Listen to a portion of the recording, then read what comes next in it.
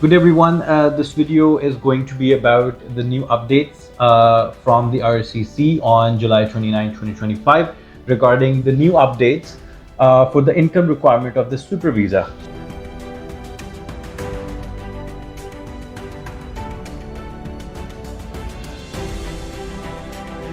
Super visa is generally for parents and grandparents. You can apply if you are a permanent resident or a citizen of Canada.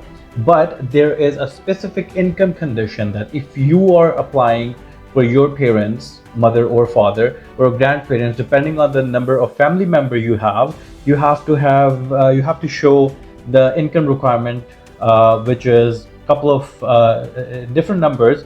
So, for example, I think it's very important to understand how you can actually do that. So if the family number is one, like if you are the only family member, then the income requirement is 30,526. But if a single person is applying for a super visa for their parents, let's say mother and father, so that means now the number is going to be three.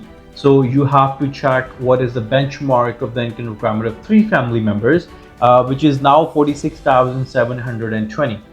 And for an example, if a person is in Canada and the person is married, so that means there are two person and they're applying for the parents. So 2 and 2 is 4. So that means you have to look into the 4 number of people, and then income requirement is according to 56,724.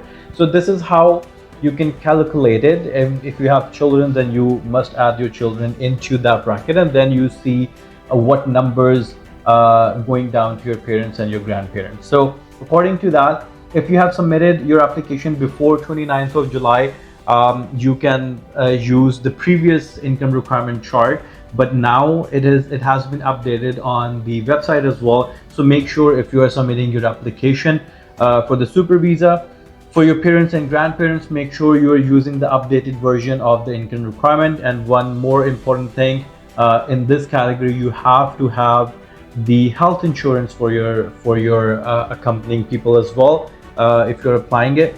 And the processing time these days varies. I have seen few application processed very quickly. I have seen a couple of applications has been taking more than the time mentioned on the RCC website. So that's one more thing.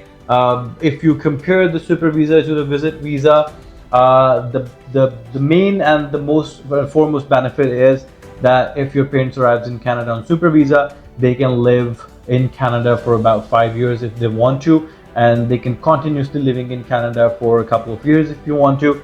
Instead, in a visit visa, they can only live for 6 months. The 6 months is a bracket which they can spend in Canada, and then they have to leave Canada. There are other circumstances as well if they want to apply for the extension, but that's we're going another route. So for this video, income requirement is a must-have, and you must use the new updated version from the RCC website. Thank you.